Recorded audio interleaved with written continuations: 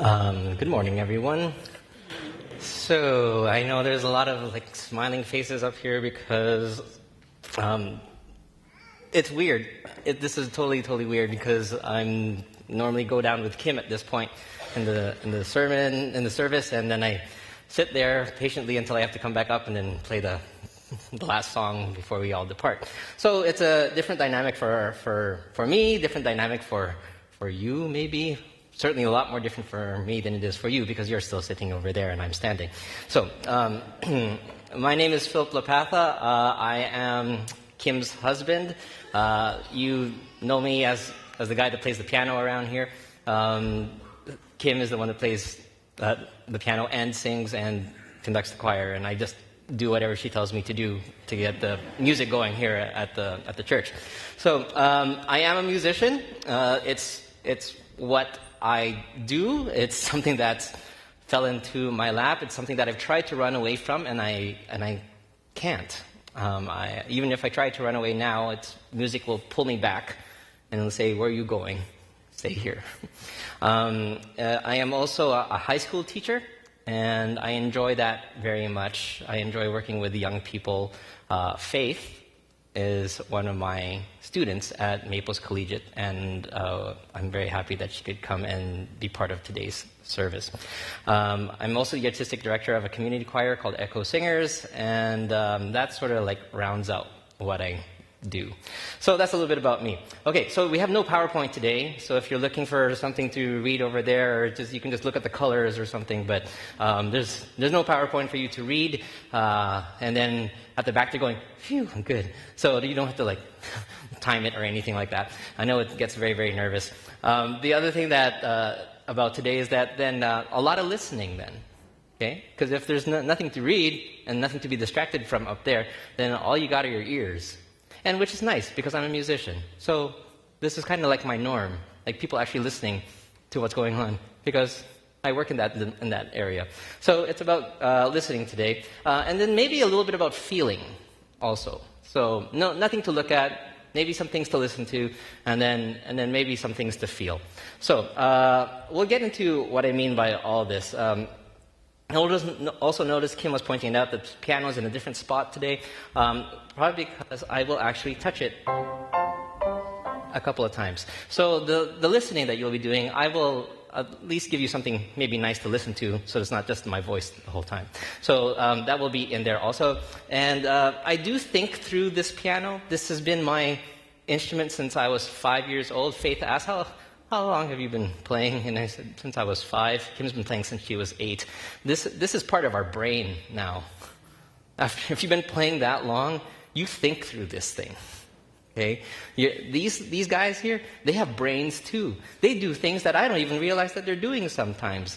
And Ken can attest to this too. It's just stuff. It's weird. So you can be weird with me today. Okay?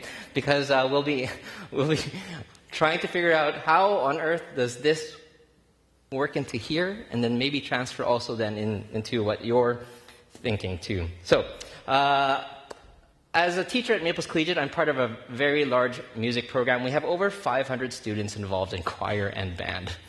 It takes 5 teachers to make this thing work. So it's a monstrous ordeal to get through what we do.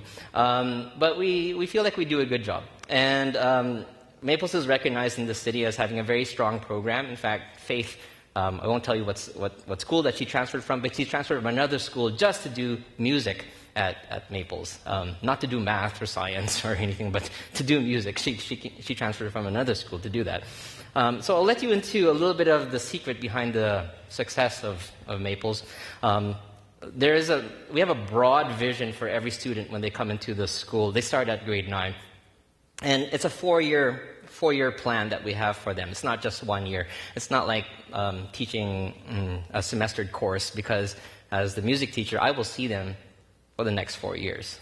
So I need to see these students over a 4-year span. They will hopefully continue the entire program, and many do. They will grow in their appreciation and understanding of choral music and community. And they will learn to balance school and work and family and friends and extracurricular life and choir. Choir will be part of how they balance this. And they're just developing these skills along the way. And I find it a very strong privilege to be their teacher as we try to make sense of life. Knowing students for this long, I can get to know them very well. Really, really well for 4 years. There are, for an advanced choral student, I could see them for over an hour every single day for 2 years. That's a lot of teacher and teacher-student contact. So we develop close relationships, and it's very intense relationships sometimes too. We develop a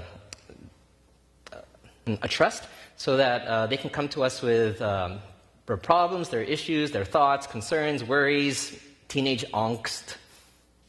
Lots of teenage angst. Angst for you people who don't know angst. Okay. They're not trivial matters. They're not trivial matters. And I try to listen and counsel them and support them as much as possible. They come with personal problems, and it can range from arguments with their parents to parental expectations. Become a doctor. I don't want to become a doctor. Become a doctor. And then it can become like social pressures that they can feel. And then they have a genuine fear of the future. That's straight up part of being a teenager. And so there are tears sometimes. There are tears. We have lots of tears. In the choir room, we say it's okay to cry. It's really okay to cry anywhere. But in the choir room, it's a very safe space. Not everything is bad, though. I can tell you that a lot of things are really good. There is a thrill in being a teacher at that school. And we've had students, Kim and I can attest to this, we had students come to our house on my birthday at 11:30 p.m. on a Friday night, unannounced, not even a text. And we live 10 houses up the street. So in this neighborhood, if you hear a knock on your door at 11:30 p.m., something's, what's going on? So my students, they came at 11:30 p.m. one cold February evening and knocked on the door, and I could see through the window, oh no, I'm in my pajamas. And then, so I opened the door and it's like, happy birthday, Mr. Lapatha! Great. It's minus 30. Come on in. And then next thing you know, we're eating tiramisu until 1 a.m. And that's part of the good things, crazy things, but some of the good things about being a teacher over there is that these students, they feel very, very comfortable to come over to the house even. They know where I live. I'm not going to hide that. So the sermon for today's passage, we are going to consider what, how, and why. What, how, and why. These are things that we teach at Maples. What, how, why. And we'll connect David's lament that Kim read to our life. But we are going to do this through the lens of high school. Now, don't dismiss the idea of high school, especially high school music. If you haven't done high school music, that's okay. I didn't either. That's the grand irony of this. I didn't even do music in high school. So if you didn't do music in high school, whoops, that's okay. And but you did go to high school, I assume. Okay, and then you probably did feel some sort of, even when I say high school, you might even feel some of that. So we are going to do it through the lens of high school. And we'll also talk about music. Music is a universal language. It's more universal than English. All you ELP people, English language program people. It's more universal than English. It's more universal than Chinese, even though Chinese is taking over the world. So music is still stronger than all that. So we're going to talk about music today also. Okay. And then as we go through all these phases of high school, maybe you'll come back to feeling of, what was it like to be in high school? And some of you, you're in high school, so you know what it's like. Okay, you're not alone. There are people around you. They're cheering you on. You got your teachers, you got your family, you got your friends. Everybody's trying to get you through high school. But some of us, it's been a while. It's been a while since we've been in high school. Like, and then you can giggle to yourself. Yeah, like maybe you're probably on like there's like grade 12. You're probably on grade 52 or something like that now. But it's been a while since maybe you've been in high school. So not much has changed, and a lot has changed. So there's still fashion. There's still girls. There's still boys. There's still trigonometric functions. There's still Shakespeare.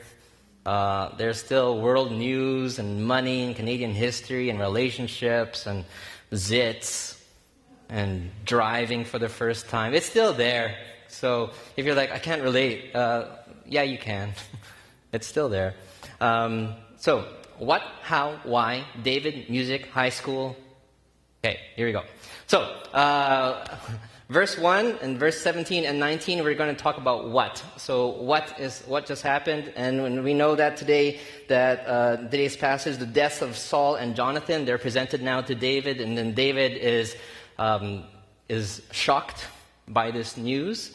We've been following the story of David in recent weeks, and we know that he's had his ups and downs. He's been conquering giants. He's been hiding in a cave.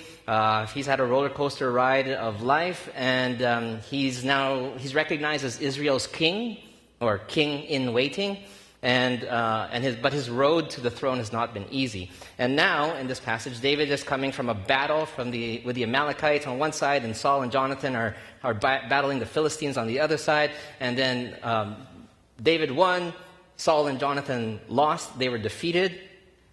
Okay. They died upon the field, and now David we feel his heart, because now he's saddened by the whole thing. There's a mourning in him. We can empathize with David and the grief and anguish and sadness and pain that he feels for having lost his best friend, but he is also expressing grief for having lost his enemy. He also lost Saul in that, and so David presents his lament in these first two verses, 17 and 18. And he wants this lament taught to the people of Israel.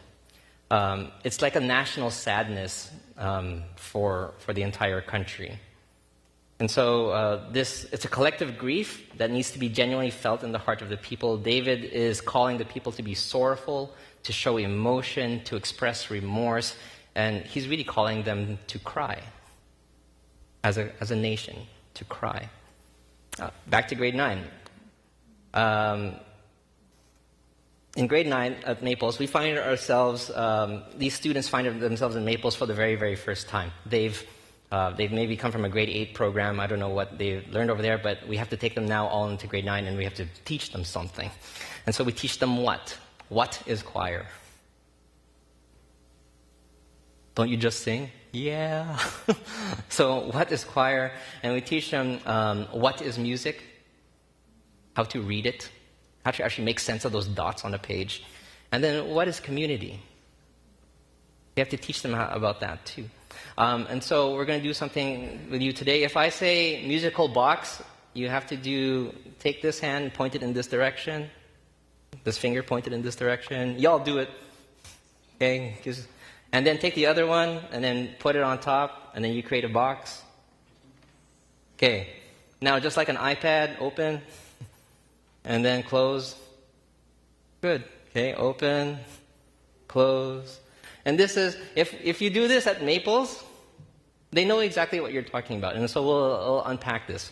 So, the musical box. In grade 9, we'll say, what is in your musical box? And then people will say, in my box is Lady Gaga. And then if Lady Gaga is in your box, then other people who have Lady Gaga in their box, they all have to stand up. And then that person who said Lady Gaga, they will see someone with Lady Gaga and say, okay, I pick you. And they'll pick somebody that they don't know by name. So they'll just say you in the green shirt or something. So let's try this. My name is Philip Lapatha, and in my box is U2. The band U2. So if U2 is in your box, then please stand up.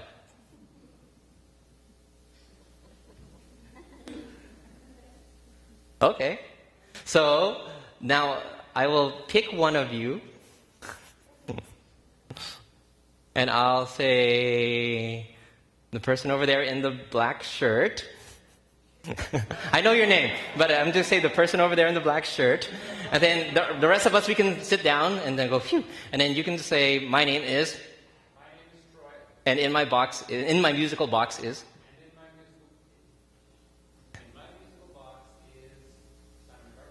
Simon and Garfunkel. So if anybody has Simon and Garfunkel in their musical box, you can please stand. And then Troy, because now he's introduced himself, Troy can now point to someone else, even just by shirt. And then you can say, Lady in the purple shirt. yeah. Okay, so the rest of us are seated, and then in the purple.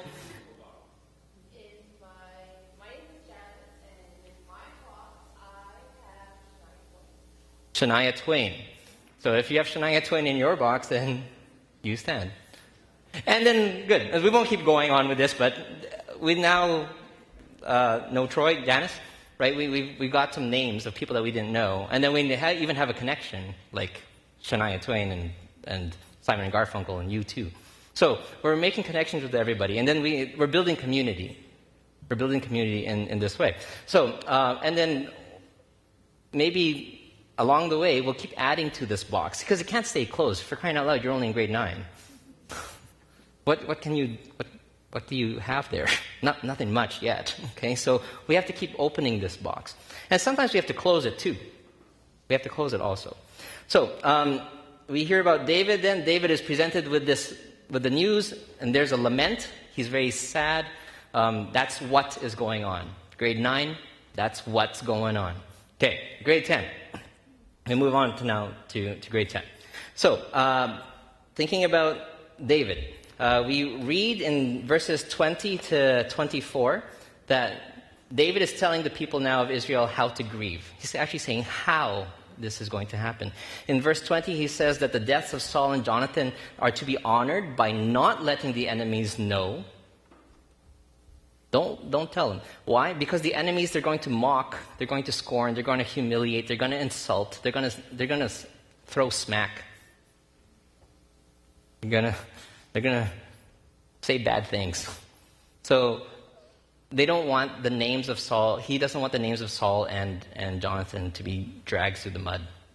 So how are we going to mourn? How are we going to lament?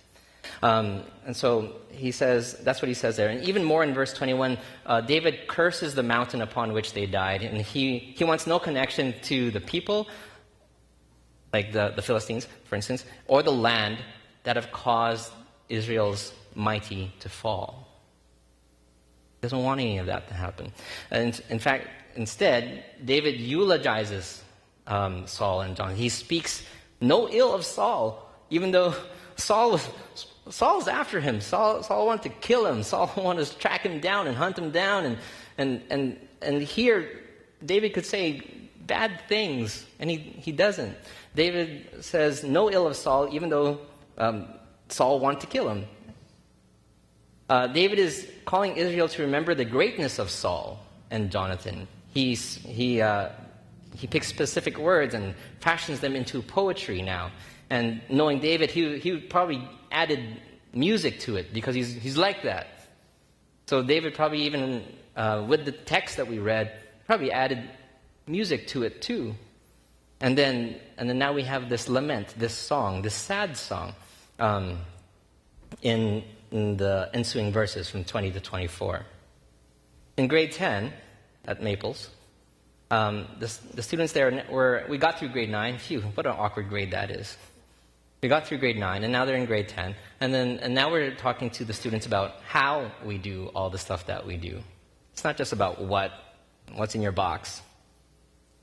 What is choir? What is music?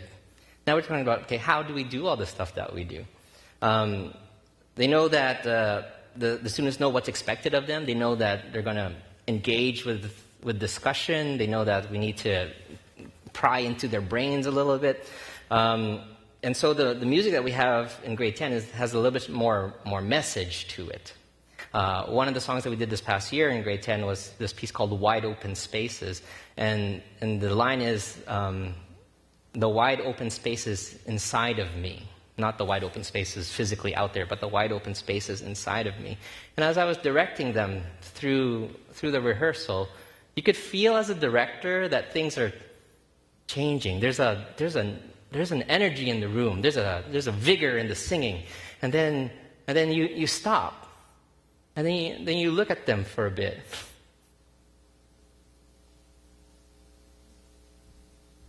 And then you realize, in grade 10s, you actually believe this. You actually believe the wide open spaces inside of you, don't you? And then they're going, yeah. Maybe they didn't realize that they were believing it, but then when it's actually articulated from the teacher, then they realize, yes, I do believe that there are wide open spaces inside of me. And as this 15 and 16-year-old realizes that, then things are opening for themselves. We can address more about, with these message songs, about our identity, who we are as people, the matters of the heart. We can't do this in grade 9. Grade 9s, we just try to stop them from touching each other. But in grade 10, we can actually get into their heads. And so we can get into more technical matters of music and how music actually influences our singing and our listening and our engagement, how we can have meaningful discussions about the song, the poetry of the lyrics, the treatment of the phrases, the choices, and the function of the harmonies and the rhythms. And then we go through cycles of trial and error, and instruction, correction, application, trial, error, instruction, and correction, application, trial, error, and so that's teaching for you. And so we'll address the emotions. We'll actually get into them. Like, what are you feeling? All together. Back to David. So what does sadness sound like? He wrote this lament. What does sadness sound like? And David is tapping into the emotions of his people. He's helping Israel consider Jonathan and Saul and the situations and trying to get it in a deep and meaningful way. David brings to mind the national gravity of the loss, and then the feeling of the international shame, the sadness of pain, the glory of royal leadership, the tragedy of war. And he's saying to his people, remember this, dwell upon this, consider this, reflect upon this. So I was thinking, like, what is that like when you're a musician like David? So a lament is a sad song for the people. And so to our Western ears, because that's all we have here, these Western ears, I mean, we come from all over the world, but kind of held hostage to the Western European sounds. So maybe his lament sounded minor.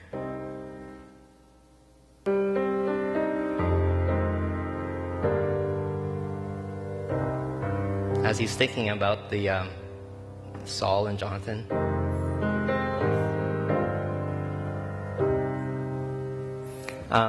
We notice that in minor, like if it was a major sound, it doesn't have the same emotional context of someone who has, of great leaders who have passed away. Also tempo, like that. If I go back, like that. That's not sad. So the tempo is important too.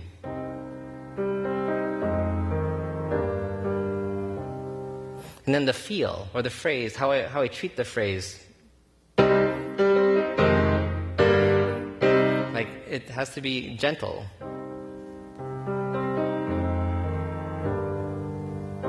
And then these musical sensibilities and choices now usher in the idea of what a lament could be. That maybe to our Western ears it's minor, and that it's slow, and that it's soft. And these are when Ken and I are having fun here at the piano and the organ, and we're playing through the songs. If you listen to pay attention to what you're singing, like thunder breakers roar. Like we're both down here on the low side of our instruments because we're talking about thunder breakers, and if we're thunderous breakers, and if we're talking about like I don't know, like a bird or something, then I hear it. Ken is. We're floating up.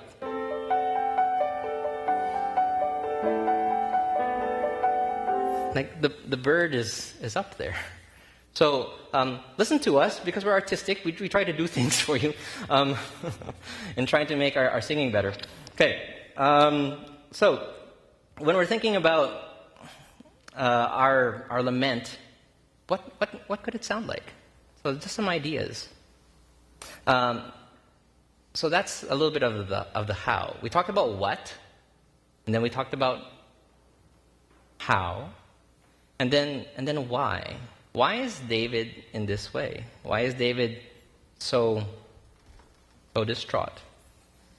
And then we read in verses 25, 26, 27, how the mighty have fallen in battle. Jonathan lies slain on your heights. I grieve for you, Jonathan, my brother. You were very dear to me. Your love for me was wonderful, more wonderful than that of women. How the mighty have fallen. The weapons of war have perished. Why does David lament? Perhaps it is the honorable thing to do. It's the right thing to do when a national figure dies. When the likes of Martin Luther King or JFK or Billy Graham or Princess Diana die, we have a mourning for them. Perhaps his sadness is rooted in the overwhelming thought of war, and we shake our heads at the turmoil and destruction and the violence, and then we think of Syria, and we think of street attacks in Toronto, or we think of untold horrors in Africa and Asia, and then we shake our heads, and then we mourn.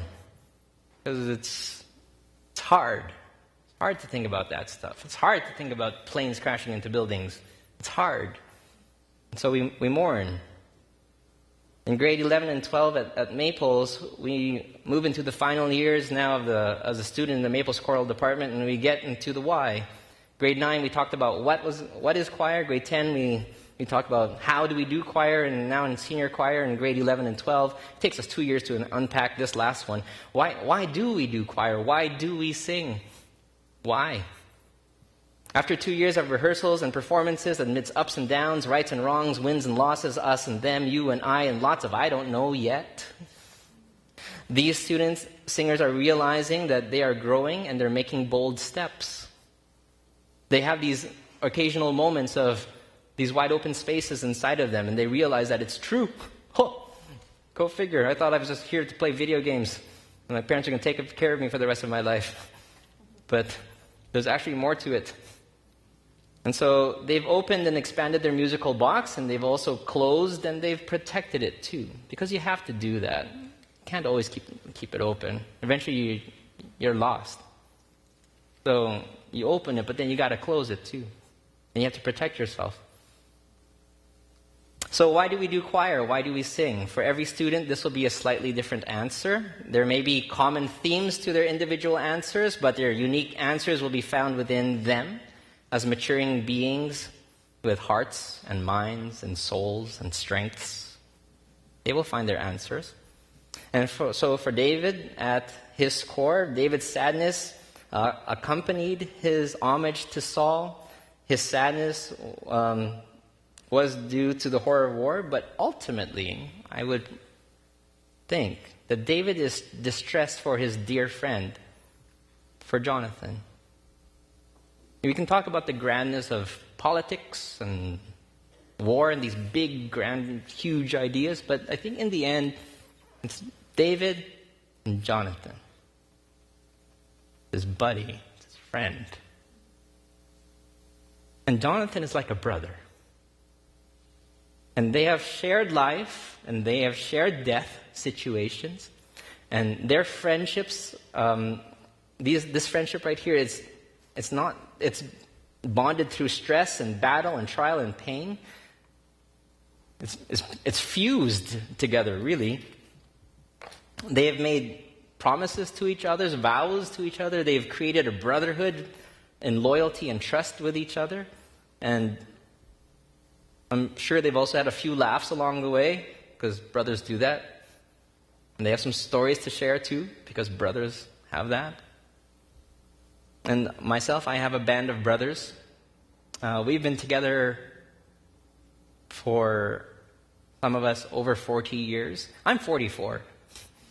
So to have friendships that have lasted over 40 years, that's really almost my entire life.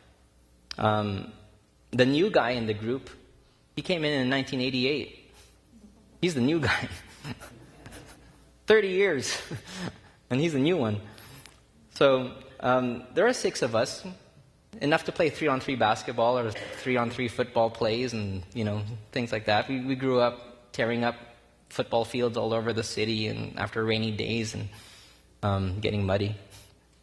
My brothers, we've also gone through a lot of growing up phases that seem like their own battles. We've gone through elementary school teases and junior high voice cracks and high school feelings and youth group activities, university dating, career choices, wedding days, property ownership, childbirths, child growth, professional decisions, aging parents. That's kind of where we're at right now. And the whole lot of life. I would see my friends and my brothers as David saw Jonathan, as pleasant, as extraordinary, as having surpassing love. And if one of my brothers died, I would be grieved. It would really hit me hard, and I know that I would cry. Over the years, the advanced students of Naples, they're prepared well. They know what it means to be a singer in our choirs. There are expectations, and they meet them. We go through the repertoire. They sing some excellent repertoire. We talk a lot about what the repertoire means and how it's shaping us. We talk about the day with our students. We talk about the news. We talk about life pressures. We talk about the concerns that they have as growing up. In the last month of this past school year, Maples had a teacher suicide. We had a student run over by a car, and an uncle of one of the students in our chamber choir is still missing.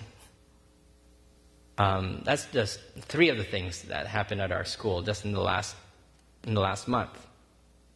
So there was a lot to talk about. There was a lot to feel. There was a lot to sing about.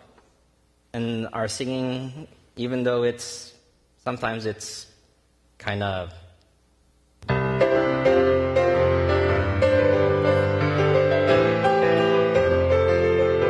it has kind of like a jovial kind of a feel to it. But we sing also the songs that are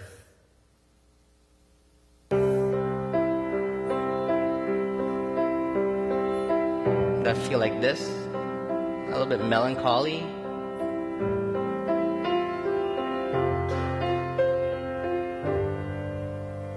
And then there are the songs that are even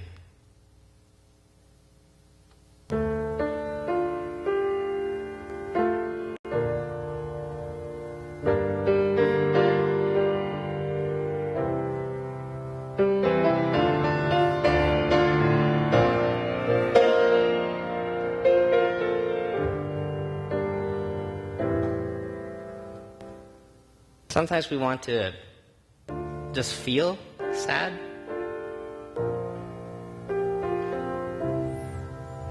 And sometimes we need to cry out in the sadness.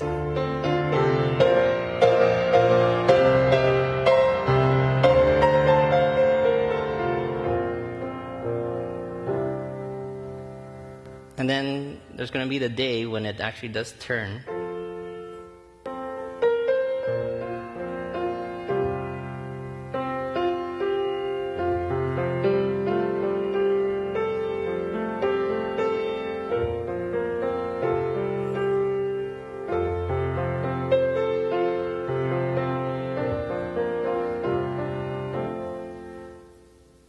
So these tunes, these melodies, however we play them, however we touch upon them, they resonate with us. These laments that we have, these feelings, they're all just really trying to get at one thing.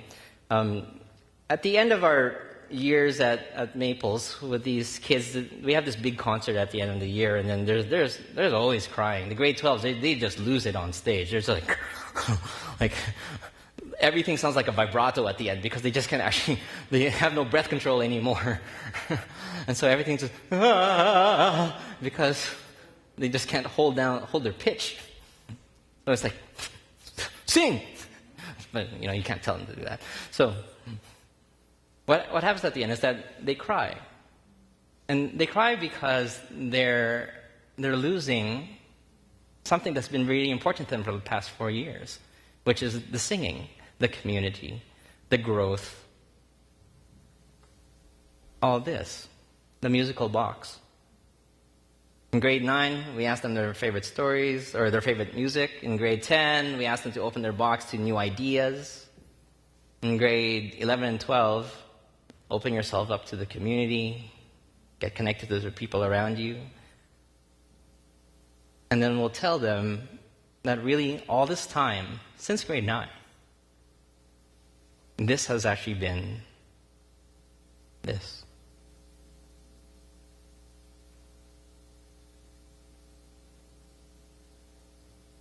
So as they were opening their box in grade 9 to someone's music, they were learning to appreciate someone else's music and connecting to their feelings about that music.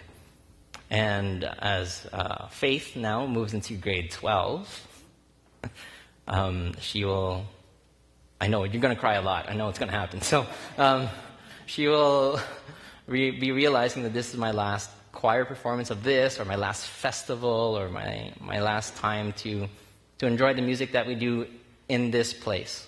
It doesn't mean music ever stops. Just in this place it will stop for our grade 12s. For David, we realized then that his lament was really this. It's his heart. It's the love in his heart that he has for Saul and for Jonathan. It's the love in his heart that he has for Jonathan. Our last hymn that we're going to sing today is called "It Is Well With My Soul." And if you know the story about this song, this is also a lament. It started off that way. And when you're talking about sea billows and you're talking about the water and as in the imagery in there, it's actually a physical thing also, because Horatio Spafford, the person that wrote this hymn, he experienced tragedy. He lost his son from pneumonia. He lost his 4 daughters as they were crossing the Atlantic. And then their ship struck another ship, and then the daughters drowned at sea. His wife made it to the other side, going to Europe, and then Horatio was going to meet his wife in Europe. As he goes across the Atlantic, the captain says, "This is where it happened. This is where your daughters passed away." And then the story in the hymn says that he, according to the hymn, says that he wrote the text of "It Is Well With My Soul" at that point. It comes from his heart. It comes from the love that he has for his family, the love that he has for the Lord, and he penned then this incredible hymn. So we're going to sing this hymn together and end our time thinking about the grandness of what it means to lament, to feel sad, and how that connects us to other people, and then how music can foster this helpful catharsis in ways that we can still connect to each other through music and through meaning and through our emotions.